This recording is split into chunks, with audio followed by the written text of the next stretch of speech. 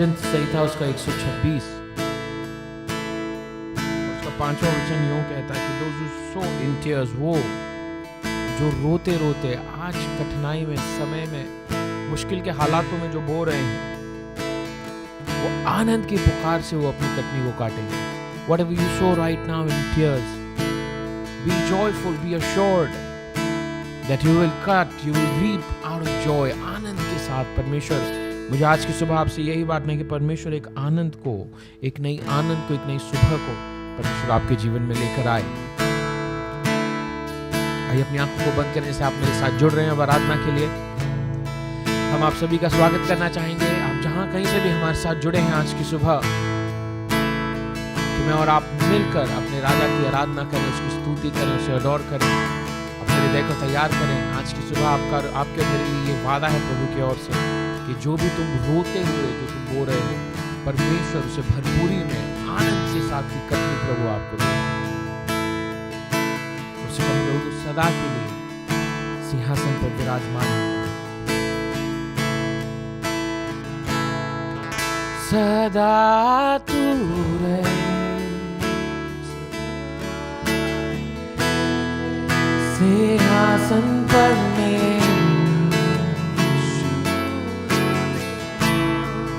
खुशी से मैं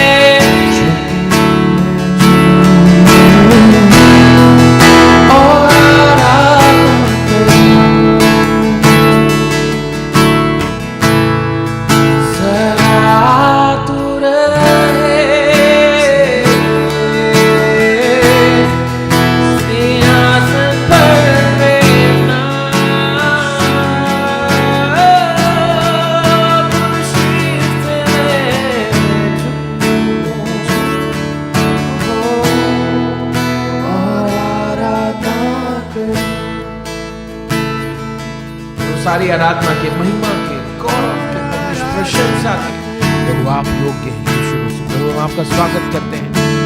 प्रभु आज की सुबह हमारे लिए आदर और सम्मान की बात यह है कि प्रभु आप सिर्फ हमारे स्टूडियो में नहीं, लेकिन प्रभु हमें से जितने भी लोग प्रभु मेरे साथ जहाँ कहीं पे भी जुड़े हैं, प्रभु आप उनके घर में हैं, उनके लिविंग रूम पर हैं, प्रभु उनके परिवारों के बीच में हैं। प्रभु इसके लिए हम आपका धन्यवाद देते हैं। प्रभु होने दे कि आज की सुबह जैसे हम आपके उपस्थिति में हैं प्रभु, इतनी नएपन की सुबह हो परमेश्वर, आज़ादी की, सारी परेशानियों को छोड़ देने की, सारे परेशानियों से निजात पाने की परमेश्वर आज की सुबह ये हो। धन्यवाद देते हैं प्रभु फिर से इस प्रार्थना को आपके प्यारे नीचे नाम से आमीन। आप सभी का मैं स्वागत करता हूँ आज की सुबह। आप सभी मेरे साथ जुड़े, प्रभु की स्तुति करें। स्तुति करने में जो है सामर्थ है। आमीन।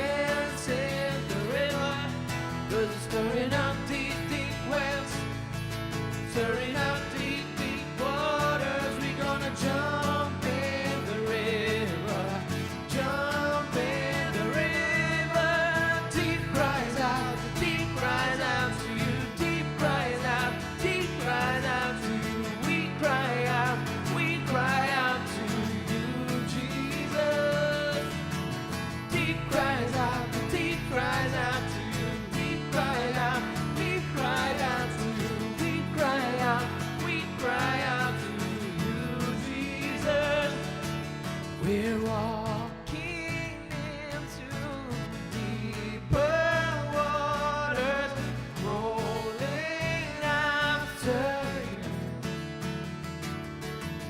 We're walking into deeper waters, calling after you.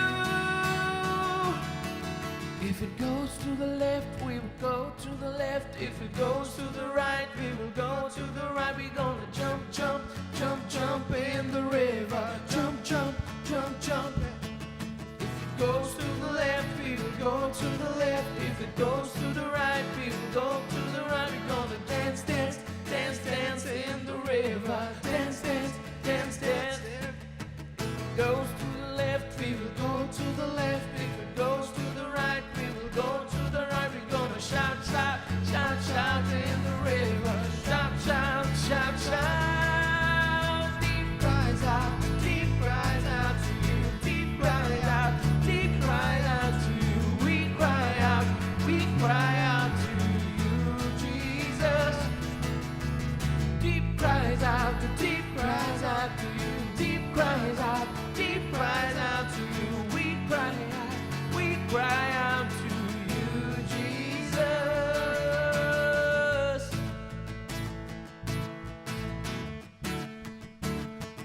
We cry out to you, Lord. मन की गहराई से तुझे पुकारता हूँ. मन की गहराई से तुझे पुकारता हूँ. मेरी आवाज को तू ही सुने. मेरी आवाज को तू ही सुने. मन की गहराई से तुझे पुकारता हूँ. कहे मन की गहराई से तुझे पुकारता हूँ. मेरी पुकार प्रभु तू ही सुने. ओ मेरी पुकार प्रभु तू ही सुने. ओ ओ ओ ओ ओ ओ ओ ओ ओ ओ ओ ओ ओ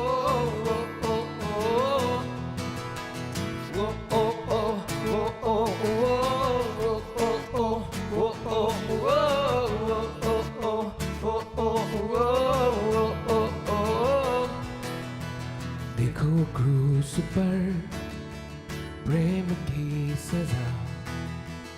उन हाथों पर नाम मेरा लिखा. देखो क्रूस पर प्रेम की सजा. उन हाथों पर नाम मेरा लिखा. मुझसे प्रेम यीशु ने किया है.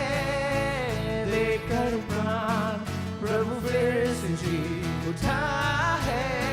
ओ मुझसे प्रेम यीशु ने किया है. देकर प्राण प्रभु फिर से जी उठा है. तो मैं चिल्ला कर गाऊंगा, सबको ये सुनाऊंगा. मुझे प्रेम ने है पाया. मेरा बीत बीत गया. मुझको अजीज मिल गया. सब कुछ हो गया है नया. ओ ओ ओ ओ ओ ओ ओ ओ ओ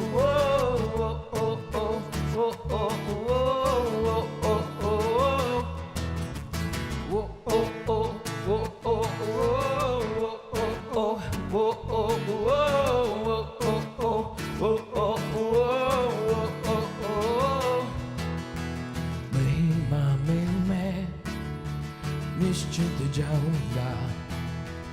यीशु के संग मैं हरदम रहूंगा. महिमा में मैं निश्चित जाऊंगा. यीशु के संग मैं हरदम रहूंगा. मुझसे प्रेम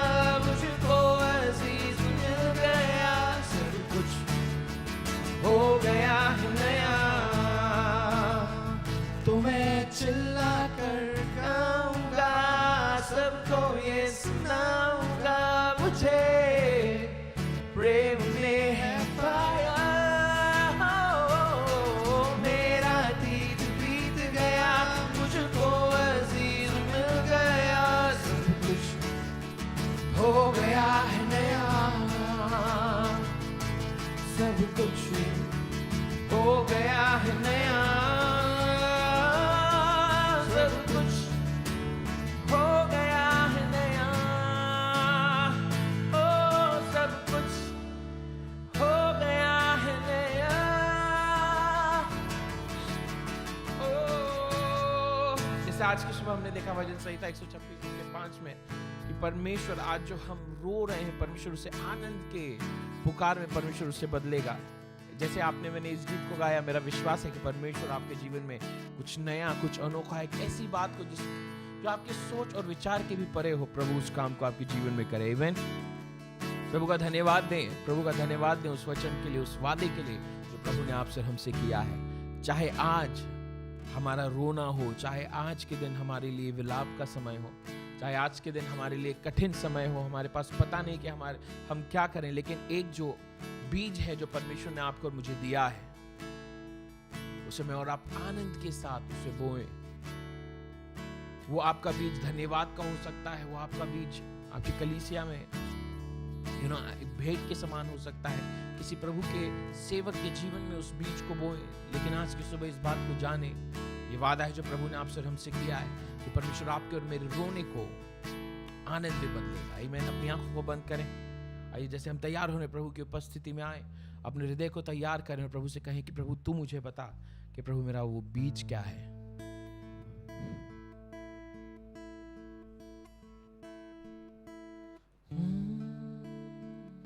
अपनी आंखों को बंद करें इस वक्त।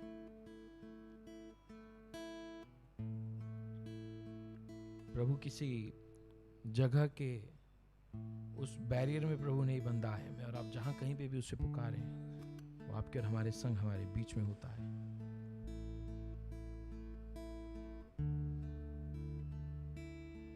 Give you praise, Jesus. We give you praise, Jesus. Glory, honor belongs to you. All the glory, honor belongs to you. तेरी जय हो सदा, तेरी जय हो सदा, तेरी जय हो सदा। यीशु तेरी जय हो सदा। सभी अपनी आवाज को उठा गाएं। तेरी जय हो सदा, तेरी जय हो सदा।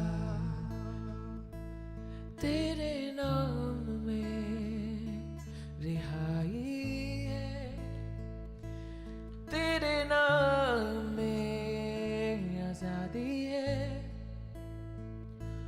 तेरे नाम में चंगाई है।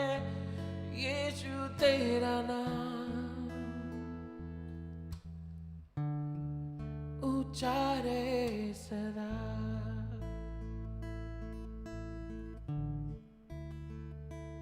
तेरी जय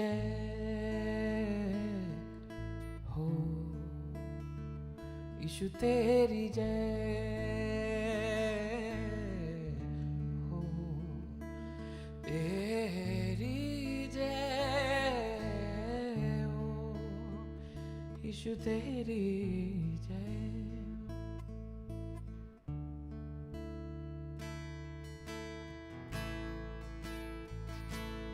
तेरी जय हो। प्रभु आपकी चंगाई प्रभु इस वक्त कहनी शुरू हो जाए। वो आपकी आजादी, आपका छुटकारा प्रभु, जितने भी लोग इस वक्त मुझे देख रहे हैं प्रभु आपको महसूस कर सके। प्रभु आपकी उपस्थिति की बहुत आयत परमेश्वर। तेरी जय,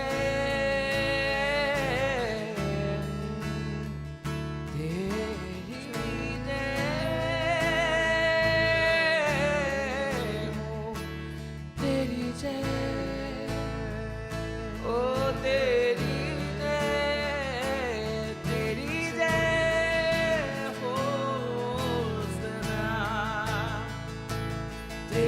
जय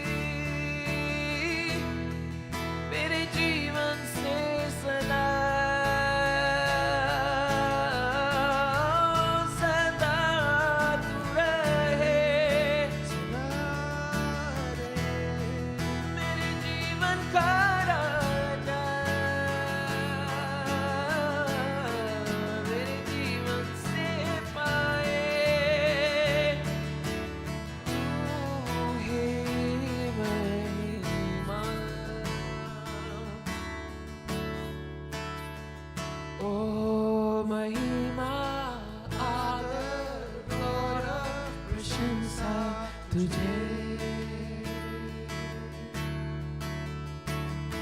महिमा आदर गौरव प्रशंसा तुझे,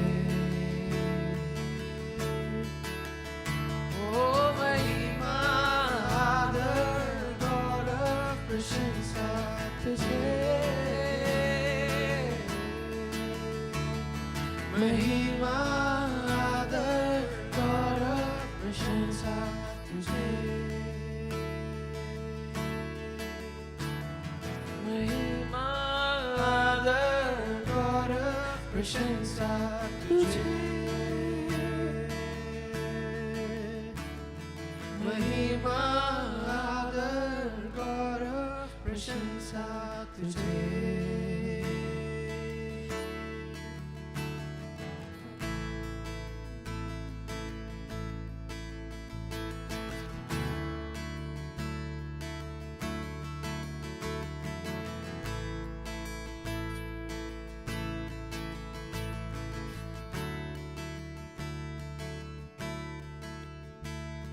महिमा आदर गौरव प्रशंसा तुझे, महिमा आदर गौरव प्रशंसा तुझे। प्रभु जी सारा मान महिमा आदर गौरव यीशु राजा हम आपको देते हैं। तो मेरा विश्वास है कि जब हम आपकी आराधना कर रहे हैं प्रभु आप अपने लोगों को इस वक्त स्पर्श कर रहे हैं। प्रभु आपकी चंगाई हमारे स्टूडियो से तो इस वक्त लोगों के बीच पहुंच रही है। प्रभु उसके लिए हम आपका धन्यवाद देते हैं। प्रभु आपकी आजादी प्रभु इस वक्त स्टूडियो से प्रभु बह रही है। प्रभु उसके लिए मैं आपका धन्यवाद देता हूँ। एक नई बात की शुरुआत परमेश्वर आप हमें दे रहे हैं। प्रभु उसके लिए आपका धन्यवाद। चाहे आज इनका बोना जो है प्रभु रोने में हो, लेकिन प्रभु मेरा विश्वास है कि प्रभु आप वो आनंद का समय इनके जीवन में बहुत ही जल्दी लेकर आ रहे हैं। कितना महान है प्रभु यीशु, कितना है तू, तू सबसे महान, महान यीशु।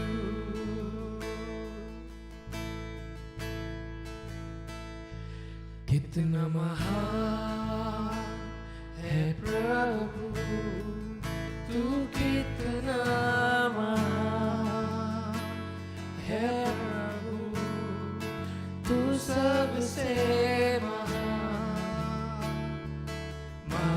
महान यीशु।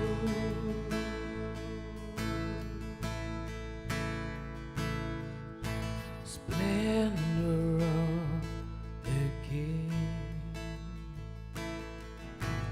clothed in majesty, let all the earth rejoice, let all the earth rejoice.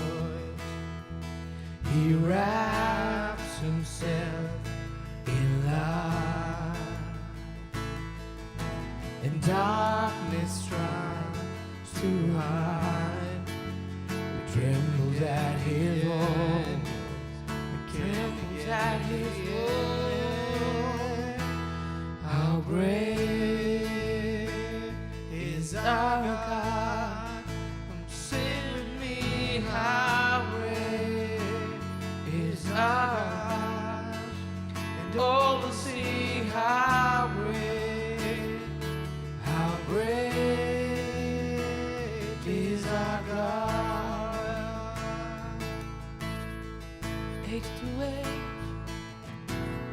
Age to age He stands,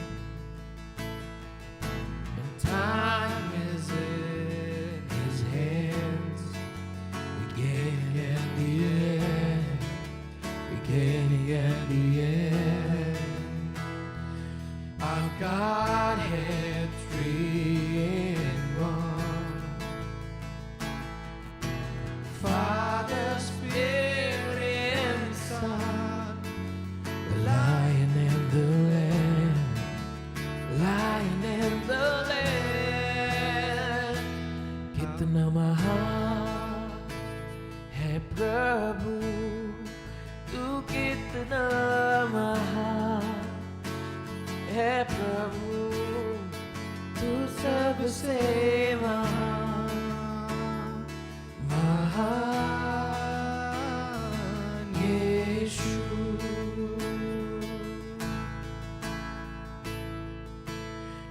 सब नामों में ऊंचा, महिमा से भरा, और मैं गाऊं महान यीशु।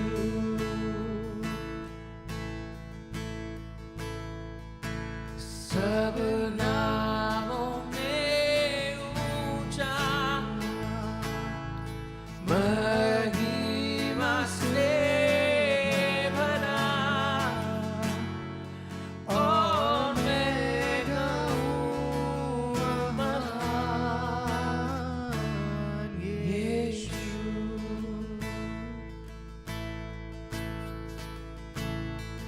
यीशु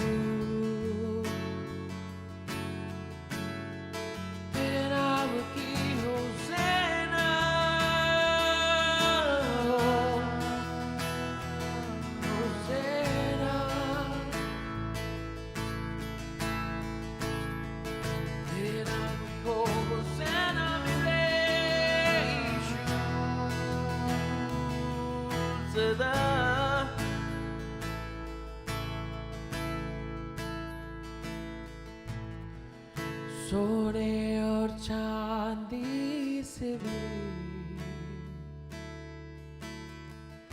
यीशु का खून कीमती। सोने और चांदी से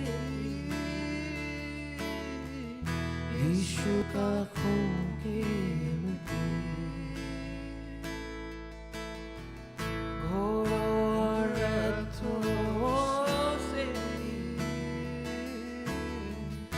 यीशु का खून कीमती, और रथों से यीशु का खून कीमती। रिश्तों और नातों से भी यीशु का खून कीमती। रिश्तों और नातों से भी यीशु का खून कीमती। जिंदा लहू, जिंदा लहू, जिंदा लहू देगा तू हमको शिफा। तेरे लहू के वसीले से हो गए पाप क्षमा। तेरी सलीब से यीशु पा गए रोगी शिफा। तेरे लहू के वसीले से हो गए पाप क्षमा। तेरी सलीब से यीशु पा गए रोगी शिफा। तेरा लहू, तेरा लहू, तेरा लहू करता है हमको शिफा। तेरा लहू, तेरा लहू देता है मुझको शिफा।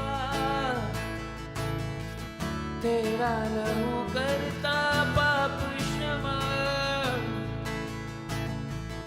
तेरा लहू देता हमको ज़यान। तेरा लहू कीमती यीशु। तेरा लहू अनमोल है मेरे लिए। तुझ में पाई मैंने शिफा आज़ादी से। तुझ में पाई मैंने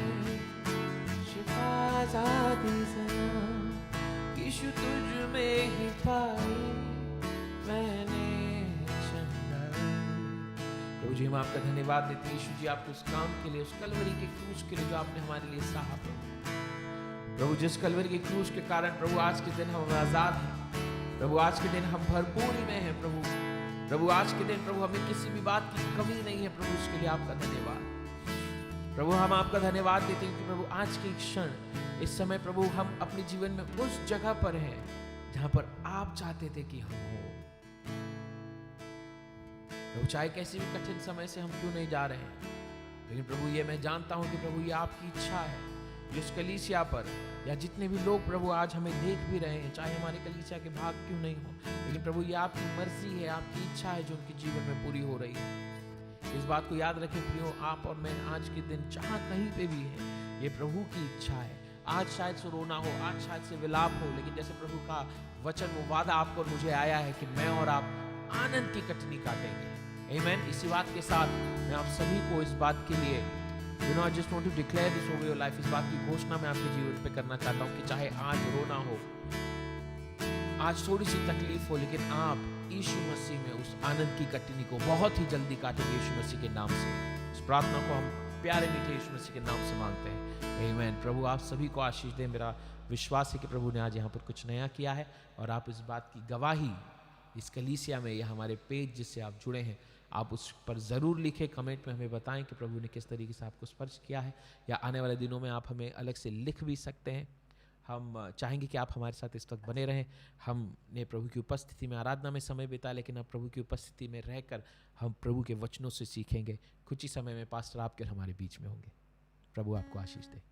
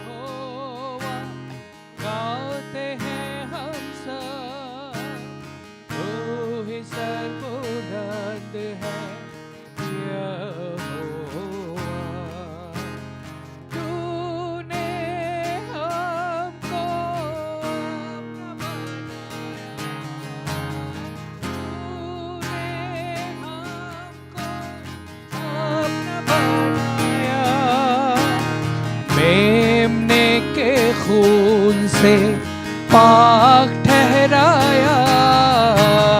हमद तेरी यहोवा गाते हैं हम सब, तू ही सरबुलंद है यहोवा।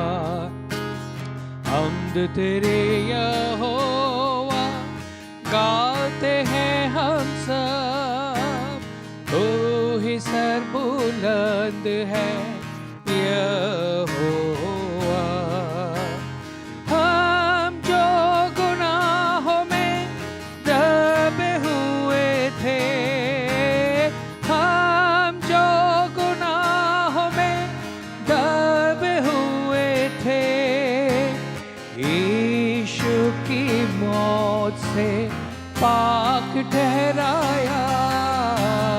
हमद तेरी यहोवा गाते हैं हम सब, तू ही सरबुलंद है यहोवा।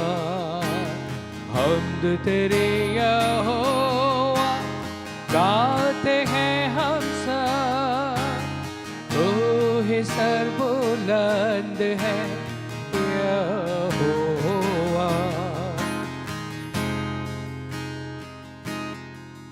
Thank you Lord. हो तेरी महिमा दर, तेरा गौरव तेरी स्तुति हो, हालेलुया। तेरी महिमा तेरी प्रशंसा, हालेलुया। ओ तेरी स्तुति महिमा हो, हालेलुया। Thank you Lord. तेरी धन्यवाद, तेरा धन्यवाद, तेरा धन्यवाद। तेरी दया के लिए, तेरी कृपा के लिए धन्यवाद प्रभु। आज की सुबह हम आपका धन्यवाद करते हैं, आपके उन तमाम उपकारों के लिए जो आपने हमारे पर किए हैं। धन्यवाद, धन्यवाद, ओ धन्यवाद, धन्यवाद। हम गाए हो सना, तो राजाओं का है राजा। तेरे महिमा होवे सदा, तू है प्रभु हमारा खुदा। हम गाए हो सना, तो राजाओं का है राजा। तेरी महिमा होवे सदा, तू है प्रभु हमारा खुदा। हम गाए हो सना, तो राजाओं का है राजा। तेरे महिमा होवे सदा, तू है प्रभु हमारा खुदा। तू है प्रभु हमारा खुदा, तू है प्रभु हमारा खुदा। Thank you Lord. धन्यवाद प्रभु, धन्यवाद। ओ धन्यवाद परमेश्वर आपकी उपस्थिति के लिए, धन्यवाद आपके अभिषेक के लिए, धन्यवाद प्रभु। आज आप अपने लोगों से बातें करें, अपनी महिमा प्रकट करें प्रभु।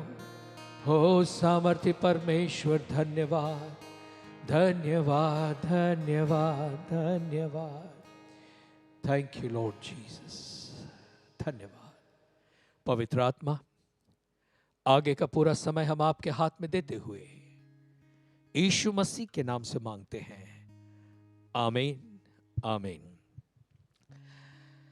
मेरे प्यारे भाई और बहनों, जैसे हम देख रहे हैं कुछ पिछले 2-3 सप्ताहों से कि जीवन में होने वाली छोटी छोटी बातें क्यों ना हो, आप नहीं जानते कि आगे चलकर उनका कितना बड़ा प्रभाव, असर आपकी जिंदगी पर होने वाला है।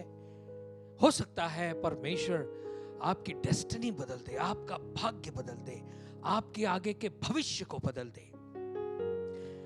और इसी विषय को हम और आप देख रहे हैं। मैंने आपको दाऊद और गोलियत की कहानी के बारे में भी बताया कि किस तरह से दाऊद तो गया था अपने भाइयों के लिए रोटी लेकर, खाना लेकर, बस उसका काम ये था कि मैं वो जाकर उसको भाइयों को खाना देना है और खाना देकर वापस आएगा। दाऊद को नहीं मालूम था कि आज का दिन जो है एक मेरे जीवन के लिए विशेष दिन है।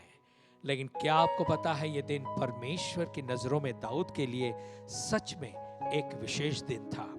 और इसी घटना के बाद, यानी जब दाऊद गोलियत का सामना करता है, गोलियत को हरा देता है, मार देता है, उसके बाद से दाऊद की पहचान बिल्कुल बदल जाती है।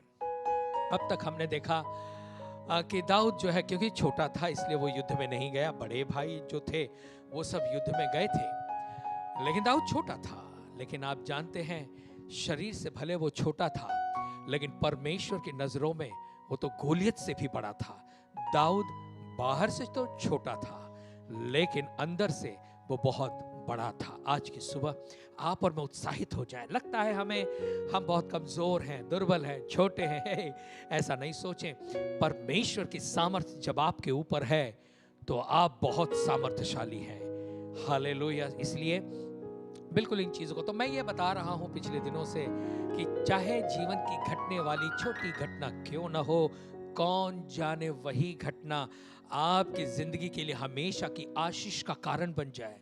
कौन जाने वही छोटी घटना आपकी जिंदगी को हमेशा के लिए बदल देने वाली बन जाए। तो इसलिए प्यारो, जब भी जीवन के उतार चढ़ाव से आप और हम जाए तो कभी भी ये ना कहें कि प्रभु मैं तेरी इतनी आराधना करता हूँ, मैं तेरे रास्ते पर चलता हूँ, मैं प्रार्थना करता हूँ, मैं बाइबल पढ़ता हूँ, और इतना होने पर भी मेरे जीवन में सारी परेशानियाँ, सारी मुसीबतें, सारी तकलीफें क्यों हैं। परमेश्वर जो है ऐसे दौर से जाने की हमें इजाजत दे देता है, और इसका परमेश्वर का उद्देश्य ये होता है कि आप उस दौर से जाने के बाद एक बड़ी बात के लिए तैयार हो जाएं। यानी कि ऐसी घटनाओं के द्वारा, छोटी छोटी घटनाओं के द्वारा परमेश्वर बड़ी घटना के लिए हमें तैयार करता है। तो खैर चलिए आगे चलते हैं। मैंने आपको बता दिया दाऊद के बारे में। एक और बाइबल में एक चरित्र है जिसको रूत नाम आपने सुना होगा। इस नाम से पुस्तक भी है बाइबल में। पुराने नियम में न्यायियों के बाद रूत की पुस्तक आती है। तो रूत की पुस्तक को भी अगर आप देखें तो ये भी एक अद्भुत कहानी के समान एक ऐसा दृश्य है जो चलते चलते चलते कहीं अनंत काल या आगे भविष्य में जो आने वाली बात है उसकी तैयारी की कहानी हो जाती है। रूत की पुस्तक की कहानी अगर आप देखें तो यीशु मसीह के इस दुनिया में पैदा होने और उसके आने की जो है वो तैयारी, पूर्व तैयारी के रूप में है। और ये बात तो रूत भी नहीं जानती थी और कोई नहीं जानता था, लेकिन परमेश्वर ने उस घटना का उपयोग जो है प्रभु यीशु मसीह के इस दुनिया में पैदा होने के दिशा में किया। और इसी चीज को आप और मैं देखेंगे। तो मेरा पूरा बताने का उद्देश्य यही रहेगा कि कैसे कुछ घटनाएं जो हमारे जीवन में होती हैं उनके द्वारा परमेश्वर हमारे भविष्य को तैयार करता है और उसके साथ साथ हमें आने वाले अनंत काल के लिए भी तैयार करता है। तो आज मैं आपको ले चलूंगा रूत की पुस्तक में। और ये रूत की पुस्तक है, इसके 4 ही अध्याय हैं, 4 चैप्टर है। छोटी पुस्तक है, आप कभी भी इसको पढ़ सकते हैं। और इसके चारों अध्यायों का अलग अलग विषय है। अगर आप अध्याय 1 को देखें तो उसमें जो है हम देखते हैं कि किस तरह से परमेश्वर के जन को एक कीमत है वो अदा करनी पड़ती है, परिस्थितियों की कीमत। और इसीलिए किस तरह से परमेश्वर हमें तैयार करता है। पहले अध्याय में नओमी का जिक्र है और उसके पति का भी जिक्र है, एलीमेलेक का, और उसके दो बेटों का भी नाम है जिनका नाम महलोन और किल्योन है। ये एक परिवार का जिक्र है। और फिर पहले अध्याय में उस घटना को बताया गया कि किस प्रकार से ये परिवार जो है, विशेष करके नओमी जो है, वो कितने बड़े दुख के दौर से जाती है। और परमेश्वर ऐसे दौर में नओमी को सुरक्षित रखता है क्योंकि उस परमेश्वर की योजना थी नओमी के जीवन से, और आने वाले समय में रूत उसके जीवन में जुड़ने वाली थी। तो ये सारी बातों को हम देखते हैं पहले अध्याय में कि किस तरह से इस परिवार ने जो है आने वाली बातों की एक कीमत अदा की है। अगर आप रूत की पुस्तक के दूसरे अध्याय में आ जाएं तो यहां पर आप एक अनुग्रह को देखते हैं, अनुग्रह, ग्रेस को देखते हैं। यानी किस तरह से सबसे पहले एक परिवार है जिसने दुख उठाया और बहुत ही कठिनाई के दौर से गया है, लेकिन अध्याय 2 में किस तरह से परमेश्वर का अनुग्रह उस परिवार पर होता है और रूत को जो है बोआज मिलता है और इस तरह से उनके बुरे दिन जो है वो खत्म होते हैं। तीसरा अगर अध्याय आप रूत की पुस्तक में से देखेंगे तो इसका इसमें जिक्र है कि जब हम अलग अलग परिस्थितियों से होकर जाते हैं, परमेश्वर हमारे जीवन में काम करता है, शुद्धिकरण का काम होता है। जो डालियां फल नहीं लाती, परमेश्वर उसे काटता है। तो ऐसे दौर से होकर जाने के बाद किस तरह से परमेश्वर अपने इनाम को हमें देता है। तो अध्याय 3 में नओमी को जो इनाम मिलता है या रूत को जो इनाम मिलता है उसके बारे में देखते हैं। और चौथा जो अध्याय है उसमें जो है उन सारे परिस्थितियों से छुटकारा पाकर एक नए प्रारंभ का जो फल है या जो ब्लेसिंग है, जो आशीषें हैं, वो कैसे मिलती हैं, ये इन 4 अध्यायों में बताया गया। तो मैं आज आपको ये कहूँगा कि प्लीज़ आप रूत की पुस्तक को ज़रूर पढ़ लें। छोटी सी कहानी है, बड़ी इंटरेस्टिंग कहानी है और इसका बहुत अर्थ भी है। खैर, आज हम उस विषय पे बात करेंगे कि किस तरह से परमेश्वर ने कुछ घटनाओं के द्वारा रूत को एक स्थान पर ले आता है और किस तरह से रूत जो है वो बोआज से मिलती है, और इन सारी बातों को हम लोग देखने वाले हैं।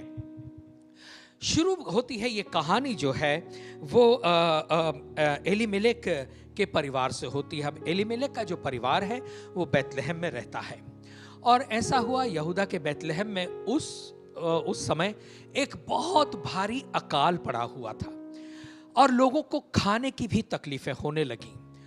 और बैतलहम से लगा हुआ जो दूसरा देश था वो मोआबी लोग जहां रहते हैं उनका देश यानी मोआब का देश था। तो उन्होंने देखा कि मोआब के देश में भोजन वस्तु है और बैतलहम में भोजन वस्तु नहीं है, और इसीलिए उन्हें बैतलहम छोड़कर जो है मोआब में जाना पड़ा। कितने दुख की बात है। बैतलहम इसका अर्थ है रोटी का घर, हाउस ऑफ ब्रेड। रोटी के घर में रोटी की तकलीफ, और ये इससे बड़ी दुर्दशा की बात या बुरी बात क्या हो सकती है।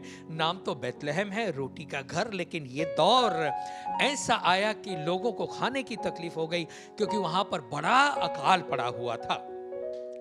तो एलीमेलेक अपनी पत्नी नओमी और महलोन और किल्योन दोनों बच्चों के साथ ये सभी जो है वो चले जाते हैं पड़ोसी देश यानी मोआब के देश में, और ये वहां जाकर रहने लगते हैं। बैतलहम को छोड़ते हैं, अपनी घर, प्रॉपर्टीज, जमीन, सारी चीजों को वो वहीं छोड़कर खाली हाथ मोआब देश में आते हैं और वहां पर ये रहने लगते हैं। ऐसा एक दौर शुरू होता है। जैसे ये मोआब में आते हैं, कुछ दिनों के बाद जो एलीमेलेक है यानी कि नओमी का पति जो है वो मर जाता है, और एक बहुत बड़ा दुखों का पहाड़ नओमी के ऊपर गिरता है, क्योंकि उस समय में विधवा होना इससे बुरी कोई बात नहीं होती थी। और ऐसे में नओमी का पति चला जाना एक नओमी के लिए बहुत ही दुख की बात थी। खैर, दुख तो उसने सह लिया अपने दोनों बच्चों को देख कर कि खैर मेरा पति नहीं रहा तो क्या हुआ, महलोन और किल्योन तो हैं मेरे साथ, और इसी के से उसने इसी आशा से वो मोआब में रहने लगी। फिर महलोन किल्योन बड़े हो जाते हैं तो उनकी शादी होती है। दो बहनें थीं, रूत और उसकी बहन ओरपा।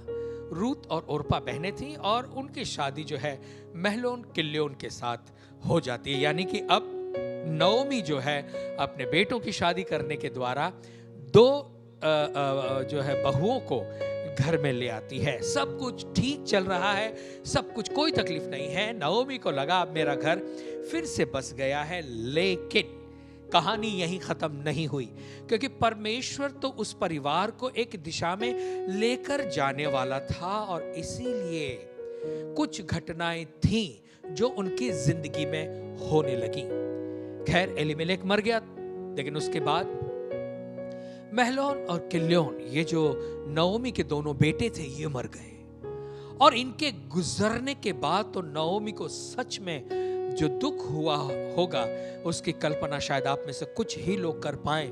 पति मर जाना, दोनों बच्चों का मर जाना, ये एक बहुत बड़ा दुख का पहाड़ नओमी के जीवन पर आता है। खैर, फिर भी नओमी जो है वो 10 साल वहाँ पर रहती है मोआब के देश में, और फिर उसे पता चलता है कि फिर से अब बैतलहम में भोजन वस्तु है, अकाल ख़त्म हो गया है, और वो सोचती है कि मैं वापस बैतलहम में चली जाऊं। तो अपनी दोनों बहुओं को अपने पास बुलाती है और उनको चूमती है, गले से लगाती है और कहती है, मेरी बेटियों, अब तुम अपने अपने मायके लौट जाओ, क्योंकि जो तुम्हारे पति थे वो भी मर गए हैं, लेकिन एक है, जैसे तुम दोनों ने मुझ पर प्रेम किया है, दोनों बहुओं ने मुझ पर प्रेम किया है, वैसे ही परमेश्वर के अनुग्रह की दृष्टि तुम दोनों पर बनी रहे। और तब कहानी में हम लोग देखते हैं कि नओमी जो है वो अपनी दोनों बहुओं को गले लगाकर रोती है और ये भी कहती है कि बेटियों, तुम मेरे साथ रहकर क्या करोगी, क्योंकि अब ऐसा कोई रास्ता नहीं है जिससे मैं फिर से तुम्हें अपनी बहू के रूप में देख पाऊं, क्योंकि समय निकल गया है। अब मैं इस लायक नहीं हूं कि मैं संतान पैदा करूं और फिर तुम्हारे लिए पति, और फिर अगर अभी संतान भी पैदा करूं तो उसके बड़े होने तक तो ये जो चीज़ें हैं ये नहीं हो सकती बहुओं, और इसलिए अब मुझसे किसी भी बात की तुम आशा मत करो, बेहतर यही होगा कि तुम अपने अपने मायके चली जाओ। खैर, जो ओरपा थी, ओरपा चली जाती है, लौट जाती है अपने मायके, लेकिन रूत नहीं जाती है। अब रूत की एक बात मुझे बहुत अच्छी लगती है, जो रूत की पुस्तक उसके पहले अध्याय के 16वें वचन में रूत अपनी सास नओमी से कहती है, और इससे आप और हम रूत के कैरेक्टर को, रूत के चरित्र को देखते हैं। परमेश्वर ने रूत को चुना आने वाली एक बड़ी घटना के लिए, और रूत भी अपने आप में एक अलग प्रकार का कैरेक्टर थी। मैं आपको ये बता दूं, रूत जो थी वो यहोवा को मानने वाली नहीं थी, क्योंकि वो मोआबिन थी, वो इजरायली नहीं थी, यानी वो यहूदी नहीं थी। इतना होने पर भी आप देखिए एक अन्य जाति की जो लड़की है जिसका नाम रूत है, और उसके विचार कितने अच्छे। इसका मतलब इससे पहले कि रूत परमेश्वर को चुनती, परमेश्वर ने पहले ही से रूत को चुन रखा था। भले वो यहोवा की आराधना करती थी, नहीं करती थी, यहूदी नहीं थी वो, फिर भी परमेश्वर ने उसको चुन रखा था ना। आप नहीं जानते, जितने आप मुझे देख रहे हैं, आपको लगता होगा कि परमेश्वर मुझ पर अनुग्रह नहीं करेगा, दया नहीं करेगा, क्योंकि मैं इतना बुरा हूं, मैंने ये पाप किए हैं, वो पाप किए हैं। ध्यान दें, यदि आप प्रभु यीशु मसीह से प्रेम करते हैं, यदि आपने उसको अपना जीवन साथी या अपने जीवन का उद्धारकर्ता के रूप में स्वीकार किया है, तो आप कैसे भी क्यों न हो, प्रभु का प्रेम आप पर से और मुझसे कभी कम नहीं होता। परमेश्वर का अनुग्रह वो हम पर बनाए रखता है, और परमेश्वर हमें न तो छोड़ता है न कभी त्यागता है। हाँ, हम और आप छोड़ देते हैं, लेकिन परमेश्वर कभी नहीं छोड़ता। मुझे याद है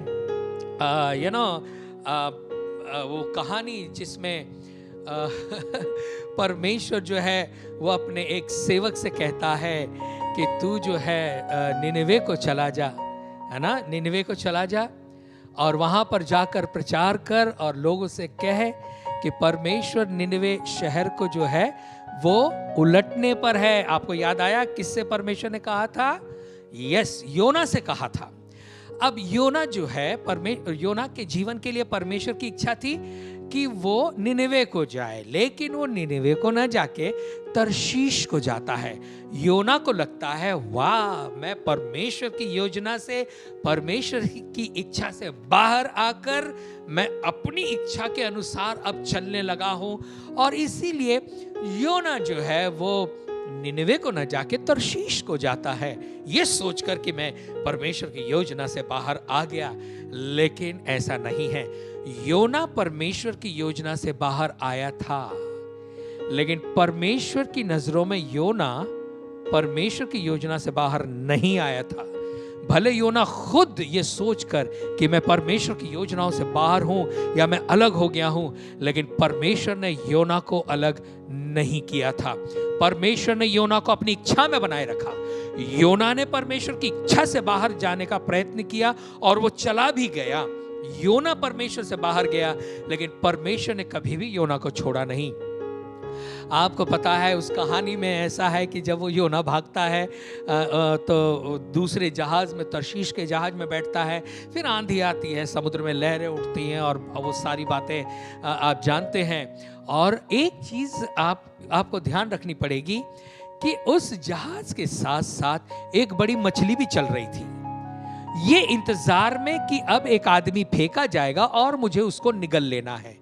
इसका मतलब योना भले परमेश्वर की योजना से भाग रहा था, लेकिन परमेश्वर की योजना उस मछली के रूप में उस जहाज के नजदीक थी। और जैसे ही हम देखते हैं योना को फेंक दिया गया और मछली ने उसे जल्दी से निगल लिया, और पर मछली उसे लेकर जाकर निनवे के समुद्र के तट पर उगल देती है। तो मेरे कहने का मतलब यह है कि हम भले खुद परमेश्वर की बातों को नहीं माने या परमेश्वर की योजनाओं से बाहर चले आए या अपनी समझ का सहारा लेकर अपने तरीके से अपनी जिंदगी को जिए, लेकिन आज की सुबह ध्यान दें, परमेश्वर आपसे प्यार करता है। उसका वायदा है कि मैं तुझे कभी नहीं छोड़ूंगा।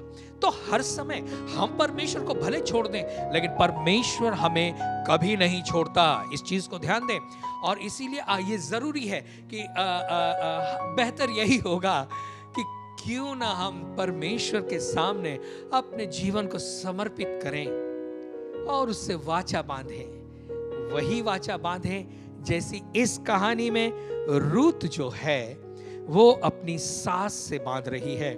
जब सास कहती है रूत से कि भी देख, ओरपा तो चली गई है, तू भी चली जा, और उस पर जो रूत ने कहा, रूत के पहले अध्याय के 16वें वचन में, इट्स ट्रिमेंडस, ये बहुत ही अद्भुत है और इस चीज को जरूरी है कि हम और आप देखें। मैं आप बाइबल में से पढ़ूंगा। जब नओमी ने रूत से नओमी कहती है कि देख, तेरी जेठानी तो अपने लोगों में और अपने देवता के पास लौट गई है, इसलिए तू भी अपनी जेठानी के पीछे पीछे लौट जा। 16वां वचन कहता है, रूत बोली, तू मुझसे यह विनती न कर कि मुझे त्याग या छोड़ कर लौट जा, क्योंकि जिधर तू जाए उधर मैं भी जाऊंगी। ना देखिए, कोई लेना देना नहीं था। सच में देखा जाए तो नओमी का बेटा मर गया, संबंध टूट गया, लेकिन नहीं, रूत ने उस संबंध को बनाए रखा। उसने अपनी सास को सास नहीं बल्कि मां से ज्यादा माना, और इसीलिए जब नओमी यानी रूत की सास कहती है तू चली जा, तो वो कहती है कि तुम मुझसे ये मत कह कि मुझे छोड़कर या त्याग कर लौट जा, क्योंकि जिधर तू जाए उधर मैं भी जाऊंगी, जहां तू रुके या जहां तू टिके वहां मैं भी टिकूंगी, और तेरे लोग मेरे लोग होंगे और तेरा परमेश्वर मेरा परमेश्वर होगा। ध्यान दें, ये अविश्वासी लड़की थी रूत, जो यहोवा को नहीं मानती थी। नओमी यहोवा को मानने वाली थी। अब यहां पर रूत जो है वो वाचा बांधती है, अपनी सास से कहती है तेरा परमेश्वर मेरा परमेश्वर होगा। और जहां तू मरेगी वहां मैं भी मरूंगी, यानी मरने तक मैं तेरे साथ रहूंगी और वहीं मुझे मट्टी दी जाएगी। यदि मृत्यु छोड़ और किसी कारण से मैं तुझसे अलग होऊं तो यहोवा मुझसे वैसा ही वरन उससे भी अधिक करे। न ये प्रतिज्ञा को आप एक बार और पढ़ लेना, देखना उसका कमिटमेंट क्या है। और ये पवित्र आत्मा की ही ओर से मुझे लगता है ये रूत के मन में डाला गया होगा। और क्योंकि रूत के जीवन से परमेश्वर की एक महान योजना थी। अब जितनी भी घटना इस परिवार में हो रही है, यानी नओमी के पति का मरना और फिर नओमी के बेटों का मरना और उसके बाद ओरपा का चला जाना और रूत का रह जाना, ये सारी बातें परमेश्वर की योजना के अनुसार, यानी स्वर्ग की इच्छा के अनुसार यहां तक होते चला आ रहा है।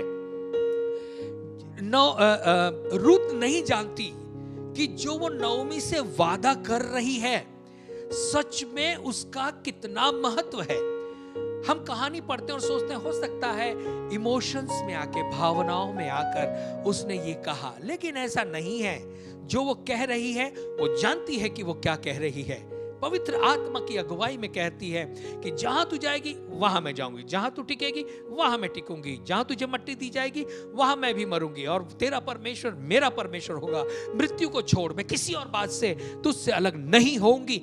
ये कमिटमेंट प्यारो जरूरी है आज की सुबह आप और मैं भी परमेश्वर से करें कि हे प्रभु, जब तक मैं जीवित हूं, जब तक मेरी सांसें चल रही हैं, परमेश्वर मैं तेरी आराधना करूंगा, तेरी भक्ति करूंगा। तू मेरा परमेश्वर है, तू मेरा सब कुछ है। और इस तरह से वाचा बांधे। क्यों? क्योंकि यही परमेश्वर जिसके सामने आज आप अपना समर्पण कर रहे हैं, उसी परमेश्वर ने आपके लिए योजना बनाई है। आप अपने भविष्य की कल्पना कर रहे होंगे, लेकिन क्या आपको पता है जो लोग परमेश्वर से प्रेम करते हैं उनके लिए सारी बातें मिलकर भलाई उत्पन्न करती हैं। इसका मतलब यह है कि अगर हम अपने आप को परमेश्वर के हाथों में समर्पित करें तो परमेश्वर की योजना जो है वो हमारे जीवन के लिए इतनी महान है कि हमारी सोच और कल्पनाओं से भी बढ़कर है। जिन बातों को आपने कभी नहीं सुना, जो बातों को आपने कभी नहीं देखा, जो बातें आपके और मेरे हृदय में, मन में, विचारों में नहीं आई, उनसे बढ़कर परमेश्वर ने आपके और मेरे लिए बातें तैयार रखी हैं। जरूरी है कि हम अपने जीवन से मसीह से प्रेम करें, यीशु मसीह से प्रेम करें और कहें, प्रभु जब तक मैं जिंदा हूं मैं तुझसे प्रेम करूंगा, चाहे परिस्थितियां कैसी भी क्यों ना हो। भाई और बहनों, मुझे पता है आप में से कई लोग हो सकता है हर दिन अपने जीवन में आंसू बहा रहे हैं।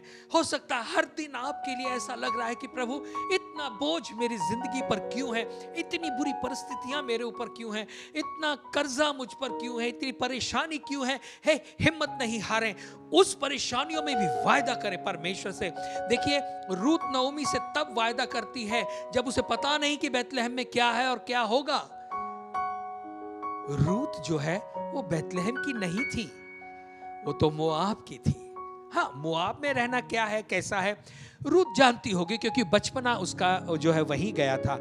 लेकिन एक पराये देश के लिए वो अपनी सास से वाचा बांधती है कि जहां तू रुकेगी वहीं मैं भी रुकूंगी। इसका मतलब तू यदि बैतलहम जाएगी मैं तेरे साथ बैतलहम आऊंगी।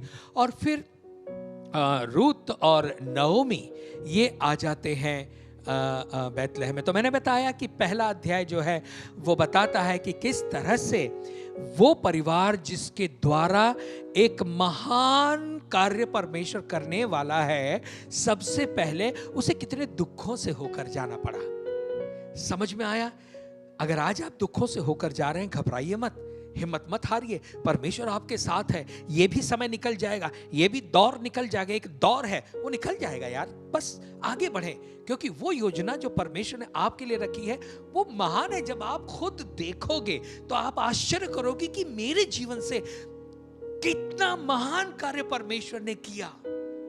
जब आप उस परमेश्वर के महान कार्य को देखोगे तो बीते जीवन में जितने भी आपने आंसू बहाए हैं ना, वो आपको कुछ नहीं लगेंगे। आप कहेंगे, प्रभु आंसू तो बहाए लेकिन दुगनी खुशी तू मेरे जीवन में दी, तूने मेरे जीवन में दी है। ध्यान दे, आज आप आंसू बहा रहे हैं, लेकिन तैयार हो जाएं, परमेश्वर दुगना आनंद आपके जीवन में देने जा रहा है।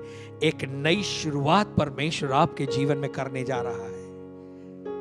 नओमी रूत के साथ बैतलहम आ जाती है। पता नहीं क्या होगा, कैसे जिएंगे, कैसे खाएंगे, कोई आगे का कैसा होगा ये बिल्कुल पता नहीं था। लेकिन विश्वास के साथ रूत जो है वो नओमी के साथ में बैतलहम में आ जाती है। अब फिर कहानी में एक और मोड़ आता है और वो है अनुग्रह के समय का। हम देखते हैं रूत जो है वो जिस खेत में अनाज बटोरने जाती है ताकि वो खाए और अपनी सास को खिलाए, वो जो खेत संयोगवश, बाइबल में लिखा है संयोगवश, अगर आप देखना चाहते हैं मैं आपको बता दूं। ओके, यहाँ पे दूसरे अध्याय के 3 वचन में लिखा है, रूत की पुस्तक 2 अध्याय 3 वचन। मैं इसलिए पढ़ के बता रहा हूं कि देखिए किस तरह से परमेश्वर काम करता है। रूत की पुस्तक 2 अध्याय 3 वचन लिखा है, इसलिए वो जाकर एक खेत में लवने वालों के पीछे बीनने लगी, और जिस खेत में वो संयोग से गई थी वो एलीमेलेक के कुटुंबी बोअज का था। बहुत सारे खेत होंगे वहां पे, कई लोगों के खेत होंगे, लेकिन रूत का उसी खेत में जाना जो एलीमेलेक के ही फैमिली का आदमी बोआज यानी निकटवर्ती कुटुंबी था, नजदीक का रिश्तेदार था, उसी के वहां वो जाती है अनाज बीनने के लिए। और फिर हम इस लंबी कहानी को छोटा करते हुए देखते हैं कि किस तरह से बोआज का अनुग्रह रूत पर होता है और किस तरह से वो रूत को भरपूर अनाज देता है, अपने अनुग्रह की दृष्टि उस पर होती है। और फिर इतने सारे दौर से जाने के बाद जो है वो समय आता है जब उसको जो है एक नई शुरुआत उसके जीवन में हो। और वो हम लोग अध्याय 3 में देखते हैं कि किस तरह से बोआज के रूप में रूत को जो है एक इनाम मिलता है, और उस इनाम को पाता है एक रूत की जिंदगी बदल जाती है। नओमी की भी बदलती है, रूत की भी बदलती है, क्योंकि बोआज जैसा व्यक्ति रूत की जिंदगी में आ जाता है। और रूत जो खाली हाथ थी, कुछ नहीं था उसके पास, सब कुछ उजड़ गया था, पति मर गया था, कुछ नहीं था, अकाल के देश में से रहकर आई थी, कुछ नहीं था। लेकिन जब बोआज उसे मिला तो दुगनी आशीषें जो रूत ने कभी नहीं देखी, उतनी दुगनी आशीषें रूत को वापस मिलती हैं। बोआज अमीर व्यक्ति था, धनी व्यक्ति था, वो उसके पास किसी चीज की कमी नहीं थी। रूत जो थी वो गरीब थी, लेकिन जब रूत बोआज से विवाह करती है तो जो कुछ बोआज का है वो रूत का भी हो जाता है। प्यारो, मैं और आप, हम पाप की गंदगी में अपने जीवन की कंगाली में जी रहे थे।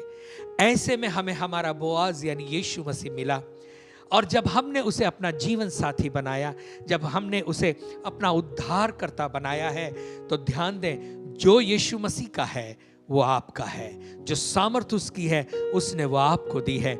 जो कुछ अमीरी यीशु मसीह की है आज आपकी भी है। तो हिम्मत नहीं हारे, आपके पास क्या है वो आप नहीं जानते। यीशु मसीह को अपना जीवन देकर आपने क्या पाया है, भले आप तक आपको पता नहीं चला होगा, लेकिन आने वाले दिनों में आप देखेंगे परमेश्वर एक नया काम करेगा। और उसके बाद जो है हम लोग देखते हैं जब बोआज रूत से शादी कर लेता है, कहानी यहीं खत्म नहीं होती है। सच में देखा जाए तो यहां से एक नई कहानी यानी अच्छी कहानी बस उसी कहानी की दिशा में एक नए मोड़ से शुरू हो जाती है। बाइबल में जो है उसके वंशावली को भी बताया गया है।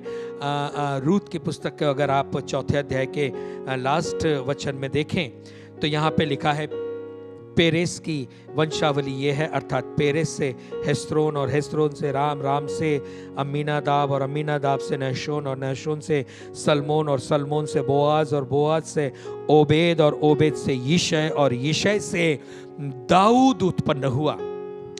तो पिछले 2-3 सप्ताहों से हमने जिस व्यक्ति के बारे में देखा कि कैसे एक छोटी घटना के द्वारा परमेश्वर ने उसे बड़ी घटना के लिए तैयार किया, ठीक उसी प्रकार से वही व्यक्ति की जो वंशावली जो है वो यहीं से आई है। बोआज और रूत से जो है आगे चलकर हम लोग देखते हैं कि दाऊद भी उस वंश में आता है। और फिर केवल इतना ही नहीं, उसी दाऊद के वंश से हमारा उद्धारकर्ता प्रभु यीशु मसीह भी जन्म लेता है। मेरे कहने का मतलब, अब इस पूरी कहानी को हम एक संक्षेप में देखेंगे। अकाल का आना, परिवार का मोआब देश में चला जाना, पति का मरना, दोनों बच्चों का, दोनों लड़कों का मरना, उनकी बहुओं में से ओपरा का चले जाना, क्योंकि ओपरा जो थी उससे कुछ नहीं है। देखिए, रूथ से योजना थी, ओपरा से नहीं थी। ओपरा जब चली गई, आज आप और मैं ओपरा के बारे में ज्यादा जानते भी नहीं। वो चली गई अपने देवी देवताओं में, यानी अपने देश में, अपने मायके लौट गई, खत्म हो गई उसकी कहानी। लेकिन रूथ की कहानी अभी भी चालू है। आज मैं आपको सुना रहा हूं इतने हजारों सालों के बाद। तो यानी ये चलते रहा। और उसके बाद रूथ के जीवन में बोआज का आना, और बोआज उसे अपनी पत्नी बना लेता है। रूथ जो बिल्कुल गरीबी के दौर से, अकाल के दौर से आती है, अमीरी को पा लेना। केवल इतना ही नहीं, उनका वंश पैदा होना, और उसी वंश से यीशु मसीह का आना, ये परमेश्वर की योजना थी। और ठीक परमेश्वर अपनी योजनाओं के अनुसार कार्य करता है। मैं आपको फिर से बता दूं, हो सकता है आप और हम अपनी खुद की समझ का सहारा लेकर परमेश्वर की योजनाओं से बाहर चले जाते हैं, लेकिन वो जो राजाओं का राजा, प्रभुओं का प्रभु, सर्व सामर्थी परमेश्वर है, वो हमें कभी नहीं छोड़ता। हम उसकी योजनाओं से बाहर नहीं, मतलब हम परमेश्वर की नजरों में उसकी योजनाओं से बाहर नहीं आते। अपनी नजरों में हम खुद परमेश्वर की योजनाओं से बाहर हो जाते हैं। लेकिन ये परमेश्वर का अनुग्रह है, दया है, किसी न किसी तरीके से वो फिर हमें अपनी योजना में ले आता है ना। जिस तरह से योना को उस आंधी और तूफान और फेंके जाने के दौर से गुजरना पड़ा, थोड़ी सी उतार चढ़ाव हमारी जीवन में भी आ सकते हैं, लेकिन परमेश्वर अपना काम आपके और मेरे द्वारा अवश्य पूरा करेगा। आपका और हमारा भविष्य जो है बहुत अच्छा है। हिम्मत नहीं हारें, परमेश्वर आपका परमेश्वर है। जब भी आप उतार चढ़ाव से होकर जाएं, जीवन की निराशा से जाएं, बस इस बात को समझ लें कि ये जो आंधी और तूफान जिंदगी में आया है, वो इसीलिए आया है ताकि एक बहुत बड़ा कार्य मेरे जीवन में हो सके। और इसीलिए तैयार हों, छोटी घटनाओं को कम नहीं समझें। छोटी घटनाओं के द्वारा परमेश्वर बड़ी घटना के लिए हमें तैयार करता है। आज की सुबह हिम्मत नहीं हारें, निराश नहीं हो, प्रभु है आपके साथ। बस एक काम करें, जैसे रूत ने नओमी से वाचा बांधी, आप और मैं आज की सुबह अपने यीशु मसीह से वाचा बांध लें। तू प्रभु जहां मुझे ले जाएगा मैं जाऊंगा। प्रभु तू कहेगा यहीं रह, मैं यहीं रहूंगा। प्रभु तू जहां जो भी चाहता है मेरे जीवन से मैं तैयार हूं। मृत्यु के अलावा प्रभु जब तक मैं जिंदा हूं बस तेरा हूं, और मृत्यु के बाद तो तेरी उपस्थिति में होऊंगा। मुझे दोनों तरफ से लाभ होगा। इसके लिए आज की सुबह यदि आपने प्रभु यीशु मसीह को अपने जीवन का उद्धारकर्ता नहीं बनाया है, ये अच्छा मौका है, आप उसके साथ वाचा बांधें, उसको अपना जीवन समर्पित कर दें, दे दें उसके हाथों में, और फिर देखें आपका आने वाला भविष्य अद्भुत होगा, अद्भुत होगा, आशीषों से भरा हुआ होगा। शोक के बदले दुगने आनंद के पाने का समय होगा। इसलिए तैयारी करें, हिम्मत ना हारें। प्रभु आप सभी को बहुत बहुत बहुत बहुत आशीष दे। आइए हम प्रार्थना करें। हमारे महान सामर्थी और जीवित परमेश्वर, धन्यवाद इन प्यारे लोगों के लिए जो इस माध्यम के द्वारा हमें देख रहे हैं, जिन्होंने प्रभु वचनों को सुना है। हम प्रार्थना करते हैं ये वचन इनके लिए जीवित हो जाएं, और प्रभु इनकी हारी हुई, थकी हुई, निराश आत्माओं में प्रभु आपके वचनों की ज्योति जल जाए। प्रभु परमेश्वर ये उत्साहित हो जाए। जो हिम्मत हार गए हैं प्रभु, उनके लिए भी हम प्रार्थना करते हैं। प्रभु अपने पवित्र आत्मा की सामर्थ उन्हें भेजें, वचनों का बीज, सामर्थी बीज इनके मन में डालें, ताकि प्रभु परमेश्वर ये नई सामर्थ के साथ उठ खड़े हों और एक नया प्रारंभ, नई शुरुआत ये अपने जीवन में कर सकें जो आपकी योजना और आपकी इच्छा के अनुसार है। तो मेरे राजा, मैं प्रार्थना करता हूँ जो आंसू बहा रहे हैं, प्रभु उनके आंसुओं को पोंछे, प्रभु उनके आंसुओं को पोंछे। बस प्रभु परमेश्वर अब इनके जीवन में एक अद्भुत कार्य करें। आज इन वचनों के द्वारा प्रभु आपने इनसे बातें की हैं, और अगर आज ये देख रहे हैं, इसका मतलब ये है कि अब एक नई शुरुआत, एक नया प्रारंभ इनके जीवन में होने जा रहा है। धन्यवाद मेरे प्रभु राजा, धन्यवाद परमेश्वर, धन्यवाद पवित्र आत्मा आपके उपस्थिति के लिए, आपके अभिषेक के लिए। धन्यवाद इन प्यारे लोगों से जो आपके संत हैं, उनसे आपने बातें की, इसके लिए धन्यवाद देते हुए ये प्रार्थना हम प्रभु यीशु मसीह के नाम से मांगते हैं। और प्लीज अपने अपने घरों में जोर से कहें आमेन आमेन। ऐसा प्रभु करेगा और आपकी आशीषें आपके रास्ते पर हैं। ओके, तो आइए ज्यादा समय न लेते हुए हम इस समय देने के द्वारा प्रभु का आदर करें। यदि आप कभी अपनी जिंदगी को जरा देखें कि प्रभु की ओर से आपको और मुझे क्या मिला है और मैं प्रभु को क्या दे रहा हूं, जब हम देखेंगे कि प्रभु ने जो मुझे दिया है और मैं जो प्रभु को दे रहा हूं, दोनों में से मैं जो प्रभु को दे रहा हूं वो तो कुछ भी नहीं है। आपके और मेरे परमेश्वर की अनुग्रह दया की दृष्टि हम सभी पर बनी रही है, और आज हम जो भी हैं ये उसके ओर से है। सबसे ज्यादा तो प्रभु ने आपको और मुझे जीवन दिया है, जिंदा रखा है, शारीरिक जीवन भी दिया है और आगे चल कर अनंत काल का भी जीवन दिया है। सो प्रभु की ओर से तो बहुत सारी चीजें आपने और मैंने पाई हैं, अनंत काल का जीवन पाया है। सो प्रभु का धन्यवाद दें, देने के द्वारा ये बता दें कि प्रभु यीशु मसीह मैं तुझसे कितना प्यार करता हूँ। देना जो है प्यार को दर्शाता है। यदि हम किसी से प्रेम करते हैं तभी हम उसे देंगे, और इसके लिए आइए आज की सुबह हम देने के द्वारा प्रभु का आदर करें।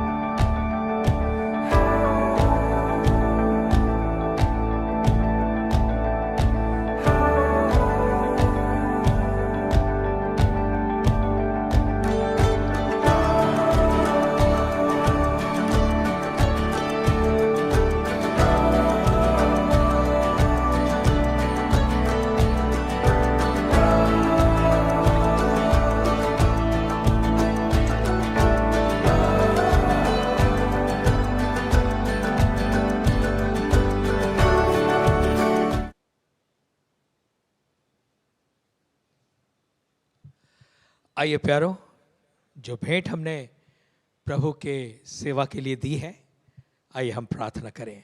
सर्वशक्तिमान हमारे जीवित परमेश्वर, धन्यवाद देते हैं इस भेंट के लिए जो आपके लोगों ने अपने अपने घरों में जमा की है।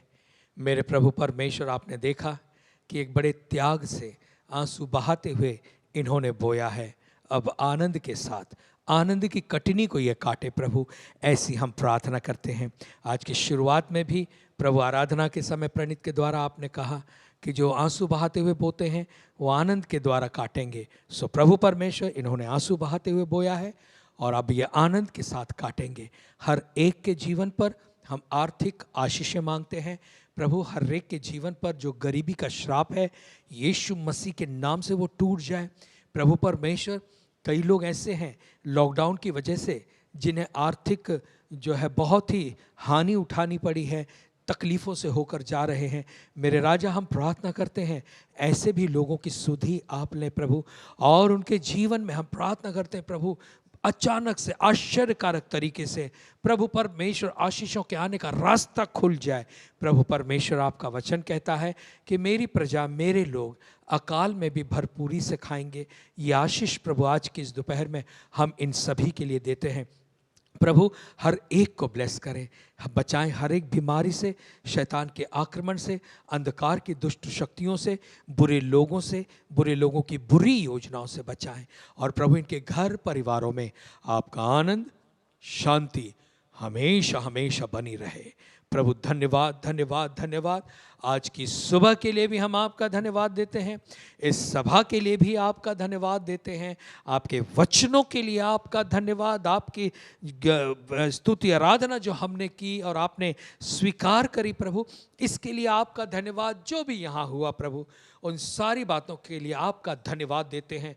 और हम इस बात को कबूलते हैं कि प्रभु परमेश्वर, हम घटें और आप बढ़ें, हमारे जीवन से आपको महिमा मिले। धन्यवाद आज के समय के लिए। धन्यवाद के साथ ये प्रार्थना हम प्रभु यीशु मसीह के नाम से मांगते हैं, आमीन आमीन। सो आपका धन्यवाद। आप में से कई लोगों ने जो है घर खोले हैं प्रार्थना के लिए, और यदि अभी तक आपने निर्णय नहीं लिया है, प्रार्थना पूर्वक निर्णय लें। कलीसिया आपके घर में, इसका मतलब स्तुति, आराधना, वचन, रोटी तोड़ना और दान दशमांश, ये सारी बातें जो कलीसिया में हम जब इकट्ठे आते थे जैसा होता था, वैसा ही आपके घर पर हम करेंगे। तो तैयार हो जाए प्रार्थना के साथ और हमें आप बता सकते हैं। प्रभु आपको बहुत आशीष दे। ये सप्ताह आपके लिए आशीषों भरा, परमेश्वर की दया से भरा, परमेश्वर के अनुग्रह से भरा हो। मैं आपके लिए एक आशीष पढ़ूंगा जो गिनती की पुस्तक में है, और आप सभी जानते हैं ये महायाजकीय जिसको कहते हैं आशीष है।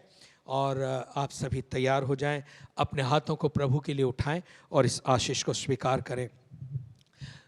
परमेश्वर आप सभी को आशीष दे और आप सभी की रक्षा करे। परमेश्वर आप सभी पर अपने मुख का प्रकाश चमकाए और आप सभी पर अनुग्रह करे। परमेश्वर अपना मुंह आप सभी की ओर करे और आप सभी को यीशु मसीह की ओर से शांति मिले। आमीन आमीन। सो परमेश्वर का धन्यवाद। मिलेंगे अगले सप्ताह इसी समय यानी 10:30 बजे। फिर से हम प्रभु की स्तुति आराधना करेंगे और खुशियां मनाएंगे उसकी उपस्थिति में। धन्यवाद।